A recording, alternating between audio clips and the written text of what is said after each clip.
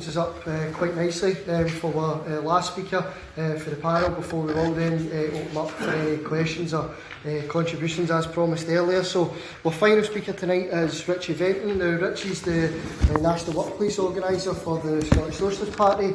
He's also the coordinator of the Scottish Workers Solidarity Network, and as some of you might know, he was also the first union organiser to be victimised and then subsequently sacked for standing up for his workmates and colleagues at the onset of the COVID pandemic in a well-known flat-pack furniture store in Braehead. Richie's got a dedicated and long history of backing workers in struggle, as I'm sure everybody in the panel here tonight can lay testament to that. So without further ado, I'll pass on to Richie, and then, as I say, we'll open up to any questions or contributions after that. So Richie, go ahead.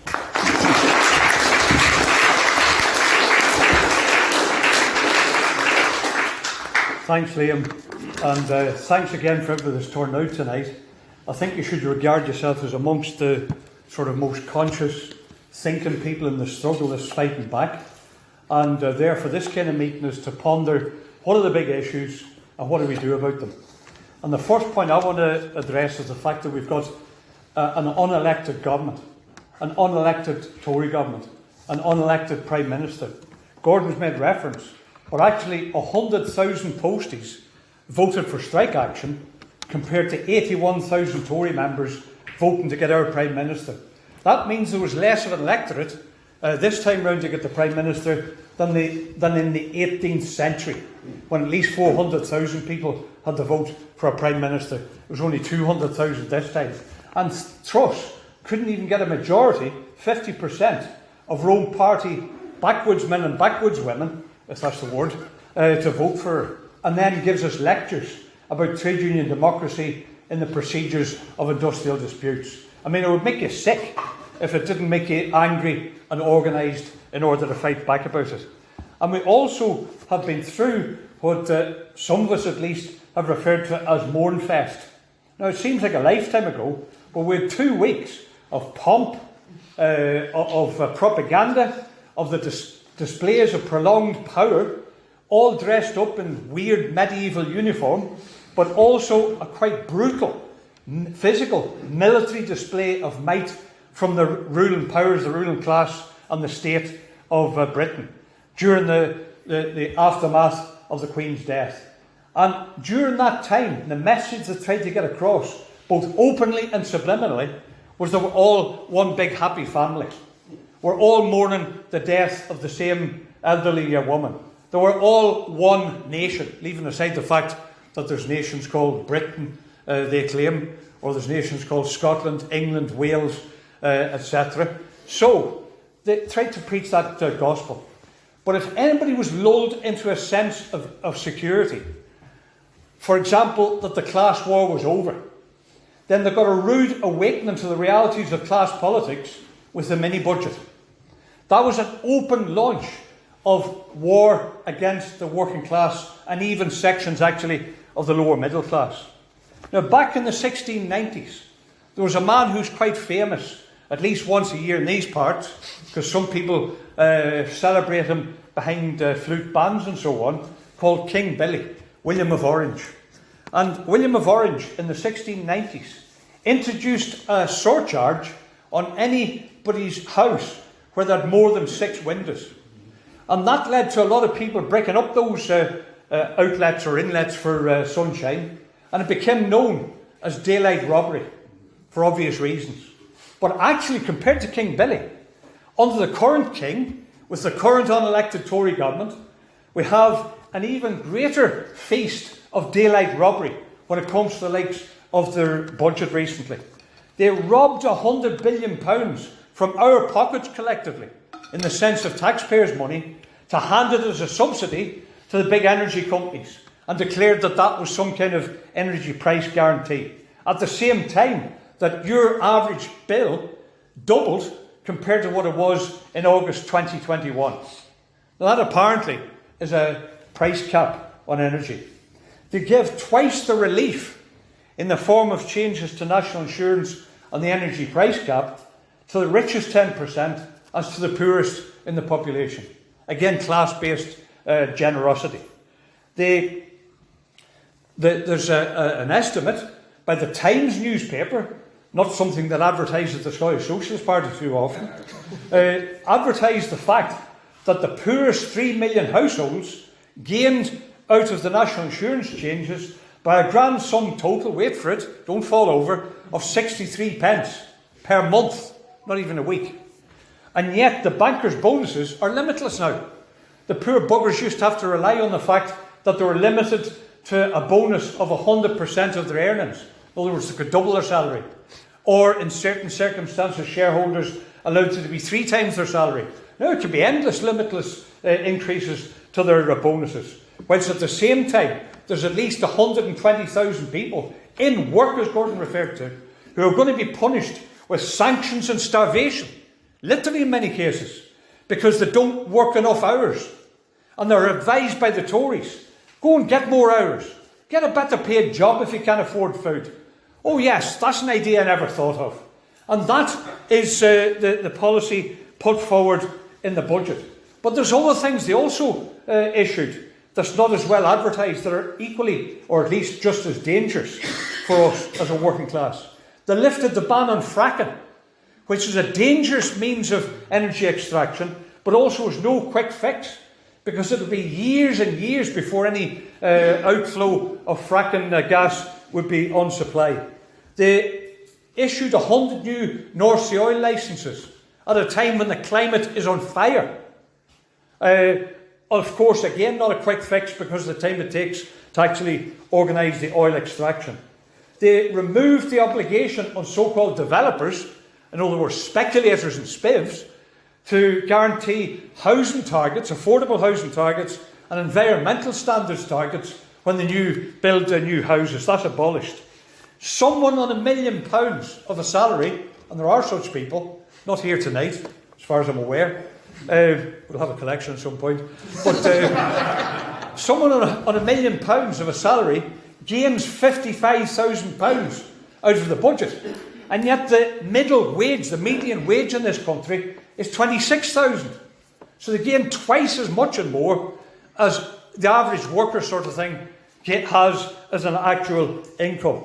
It's obscene. It's class war.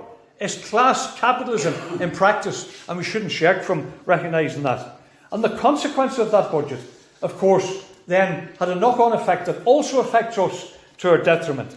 Because, for example, massive increase in borrowing to carry out the tax cuts and this energy handout to the big energy companies, the bailout of the energy polluters and profiteers, that means that the cost of borrowing has rocketed because interest rates have been put up, because they spooked the markets, the capitalist markets, the money bags on the capitalist markets that the Tory party rely upon as a main source of support, were spooked by the measures in the budget, jacked up interest rates, where they're estimated they'll probably reach 5 or 6% of borrowing rates instead of 1.25, which means that things like mortgages rocket, as well as the fact that the cost of government borrowing rockets, where already it was forecast it would require £411 billion being borrowed to cover the measures in the budget for the rich over the next 4 or 5 years. That was the estimates by economists. In other words, what we see is that not just their immediate measures, but their consequences are making the rich much richer, are making the capitalist crisis even more chaotic and damaging, and causing us to suffer the consequences even more. The pound plummeted in its value to its lowest rate compared to the dollar since the dollar was invented in 1792. And that means that imports of things like food, clothing, essentials, electronics and so on, because Britain has gone from being the so-called workshop of the world to being essentially a banana republic with a monarchy. And we see now the way that those imports will rocket in price, which means that working class people and lower middle class people will be worse off. And meantime, the chief executives award themselves record increases, and it's reckoned that already this year, 2022, £85 billion has been handed out in dividends to shareholders. Now, I'm not going to bury you with any more facts and figures, but I think what you've concluded already is that it's a pretty class-divided society, to put it mildly, and we need to do something about it. Now, of course, in response to the uproar about it, the public uproar, Kwarteng, or Kamikaze, as he became known to some people, with his budget, he's come out with this phrase, "We get it, we've listened." And the 45p, cut of the 45 upper rate tax for the people over 150,000 was a big distraction. Don't be distracted by it. Now, a screeching U-turn like that, let's make clear, we shouldn't be distracted by that U-turn, because the 45p from a totally different class standpoint is a bit of a distraction, because the rest of the budget makes us radically worse off. And it hasn't started yet, actually, the consequences. Don't let it be a distraction from the fact that capitalism does not work for the masses, only for the millionaires. Let's not be distracted by temporary concessions, tactical retreats that have come back with, as Gordon predicted. Tactical retreats to carry out the war against the working class, which is what they've engaged in and made plain, and actually boasted about almost. Don't let the screeching U-turn on the 45p distract us from the fact that our bills have doubled compared to a year ago. That part-time workers who used to be able to work 9 hours without any loss to their in-work benefits, that increased to 12 hours. Now they want to make it 15 hours, and if you don't work at least 15 hours or get higher pay in these mythical, magical jobs that nobody can find, apart from the cabal at the top of the Tory party, then you'll be punished, you'll be starved, you'll be sanctioned, like about 590,000 other people in this country already face sanctions. They've also planned minimum service standards, which is an attempt to ban the right to strike. That right, as Gordon referred to, which makes us different from the slaves of past millennia. The right to withdraw your labour as the ultimate and basic weapon of the working class collectively. But the key question really for us tonight, and going on from here, is what is to be done in reply to this class warfare. Now, the rise in the strikes, to me, as someone who's been around a couple of decades or more, is a welcome resurgence in the self-confidence of the working class as a whole. For too long, working people have been on their knees, told by union leaders, amongst others, with some honourable exceptions, told there's nothing we can do about it. There's nothing you can do about the anti-union laws. They're far too powerful. There's nothing you can do about unemployment. There's nothing you can do about your wages, because they're queue outside waiting for your job, desperate for a job.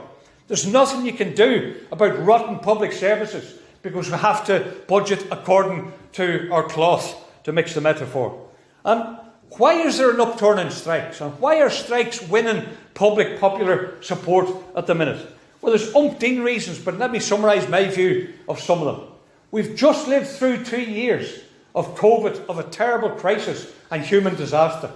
A human disaster that's not from God or somewhere, which I think ultimately comes from the capitalist system that has plundered into wild areas of the globe never touched by humankind previously, disturbed all sorts of wildlife and pathogens, which then were carried by animals into human society. That's why you had COVID-19. That's why there's an acceleration of pandemics of every different kind, increasing rapidly, accelerating over the last 20 years in particular. Capitalism at root is the cause of it. But in that COVID crisis, people woke up to the fact of several things. Number one, it's the working class or the one productive, useful class in society. There was a sense of solidarity with those risking their lives to keep society running. The Thursday night collapse was rotten, rank hypocrisy on the part of the Tories. But for the people in areas like the streets around here, where I live, it was genuine. It was solidarity for people that were working during the life-threatening conditions. But, of course, also, we know from material reality that we're all in the same boat in the working class.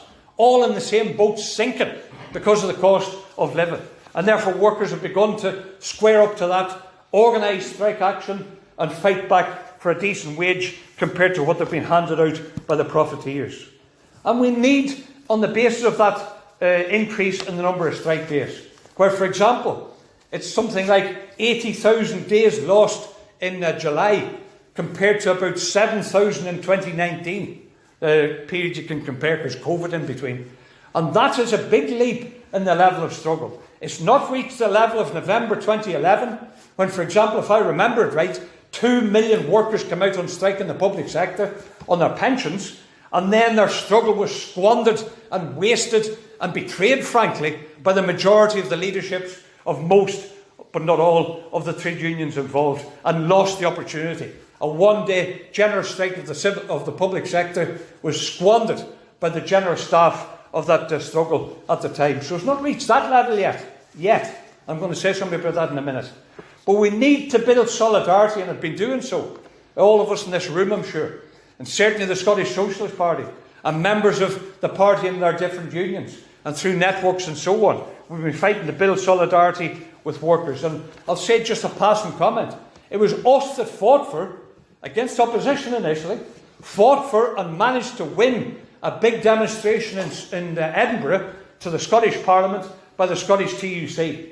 A demo that the STUC at first were opposed to, but then agreed when they saw the response when we spoke about it at various strike rallies, particularly those organised by the RMT. We need to build the confidence of workers that strikes do work.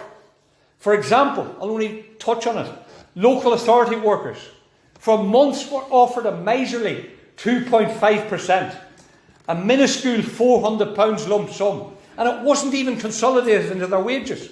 It was a one-off payment that would have disappeared once next year's pay bargaining opened up, back to base level sort of thing. But through strike action, initially by the cleansing workers, and the threat of it a few days later by school staff, they forced the employers, the government, into intervention, and they won what amounts to about a 10% increase for the lowest paid, a 2,000 in round figure increase compared to £400 that had been offered. And the workers are voting and accepting that so far in the different unions. We need to crow about successes. OK, it's not an outright total victory, but it's a big success for strikes. And we need to use examples like that to encourage the others.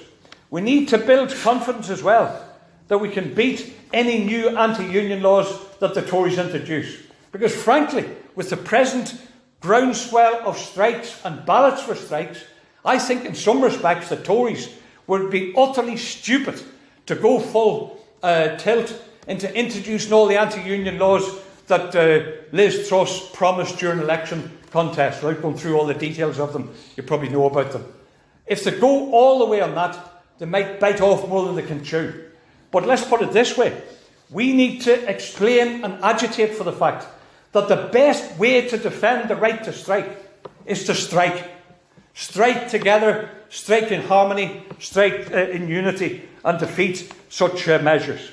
We've consistently called for coordination of strikes as the SSP, and I've noticed that 6 trade unions have put forward motions to the TUC, the British Trade Union Congress, at their conference, which is now in about 2 weeks' time, calling for coordination of strikes.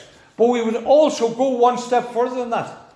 I have personally argued for about 4 months now for the idea that as well as individual coordination, whatever that means in detail in each case, within an industry or between industries, that one of the things we should organise and agitate for, and I think it's timely now, a timely demand again, we've got all the celebrations of pageantry and medievalism behind us, that we should now start again the demand for at least a 24-hour general strike to help to challenge the employers and the government and maybe even bring it down.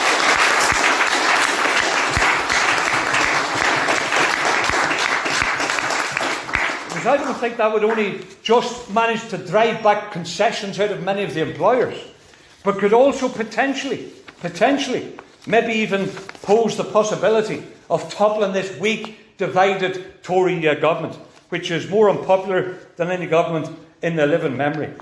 But what demands do we need to link to that? Because it's strike on its own.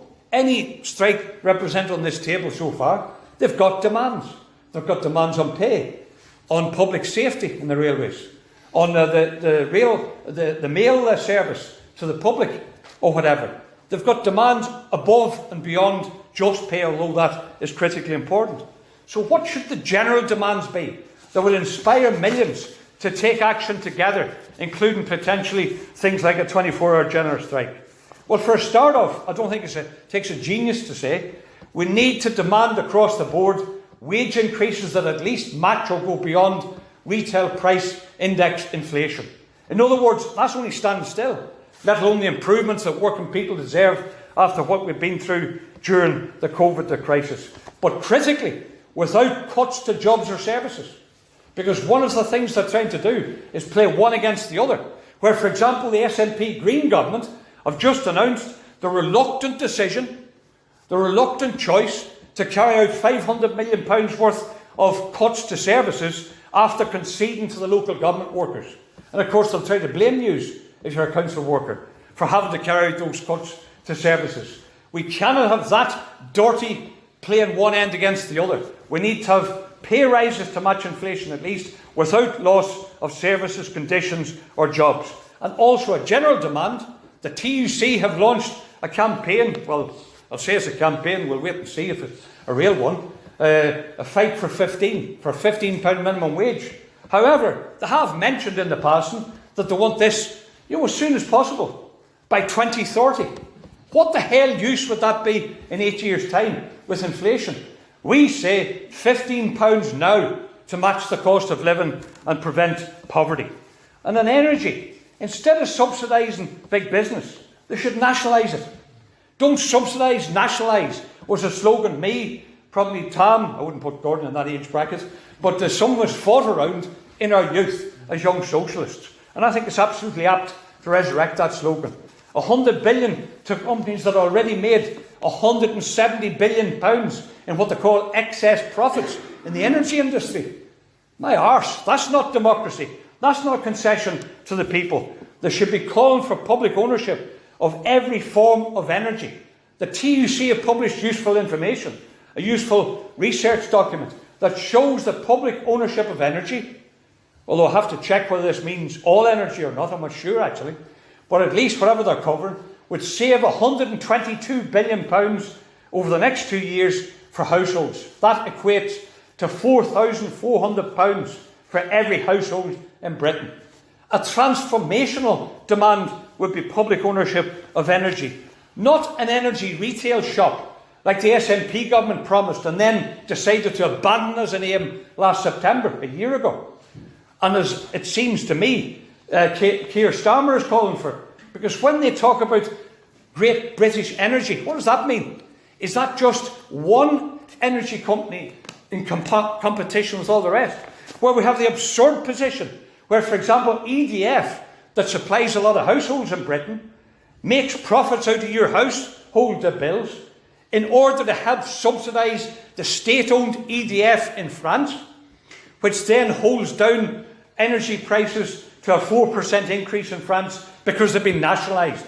So you've got nationalised energy in France, ripping the profit out of people in Scotland, whilst it's nationalised in another country. Nationalise all forms of energy, and then you could have a transformation to green energy led by workers, a transition that would increase the number of jobs instead of dumping the North Sea oil and gas workers in the sea, so to speak, without a job in misery. Because the book that is on sale at the back, I've done the research to show that socialist change instead of climate change could include 3 jobs being created in green energy for every one that's lost in oil and gas if it's a worker-led transition through public ownership. It would create thousands of jobs. And rapidly, for time's sake, transport that's represented on this platform. The union that Gordon helps to lead in Scotland calls for public ownership of transport. So do the SSP since their foundation. And we've pioneered the idea of free public transport under public ownership. Expand the networks of buses, of the underground system, of trains, of trams if you want them, of foot passenger ferries and so on. And through that, combat poverty, pollution, social isolation and create thousands upon thousands of jobs in the process. And again, there's figures in the book that back up that the last claim. And when it comes to construction, the construction industry should be taken into public ownership through a combination of nationalisation and expansion of council construction departments, whatever you want to call them, used to be called direct labour organisations, and do that in order to retrofit every house free of charge to the highest environmental standards, to cut fuel bills, to cut emissions out the windows and the walls and the roofs, and to therefore cut both emissions and pollution and fuel poverty, where people are suffering and facing the choice, a real choice this winter, of starving or freezing, a real choice for millions across the country. And also publicly owned construction could build 100,000 homes in the lifetime of a Scottish Parliament to tackle the problems of homelessness, of substandard housing, create tens of thousands of jobs and apprenticeships, and build the homes to the highest environmental standards, whether it be Bauhouses or whatever it might be, and all sorts of things like that. In other words, to conclude, it's what we would call a socialist Green New Deal is required to tackle the crisis of capitalism that's marauding the planet and marauding this country and making ordinary people suffer the costs of it. The Scottish Socialist Party will continue to be on the front line of every fight by every group of worker, cheering for every penny on the pay and for every minute off the working day without loss of earnings.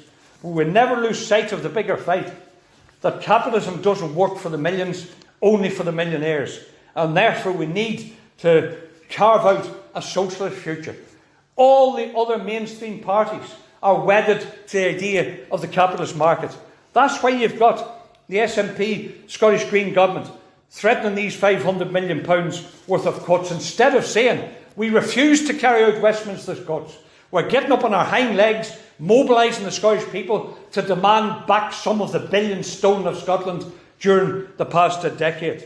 The Labour Party of Keir Starmer has instructed his front bench to go nowhere near a workers' picket line, but he's mobilised his Treasury team to go on what's called the smoked salmon offensive. They've had at least 250 meetings already with big business chief executives to reassure them that they're a safe pair of hands, a safe capitalist government to replace the crisis-ridden Tories. The SSP, in contrast, wants to reassure the working class. We're on your side, we're part of the working class, we fight for a socialist future, and we appeal to you to join that vision, join that fight, join that party, and forge a socialist future that ends this crisis that working people pay for. Thanks.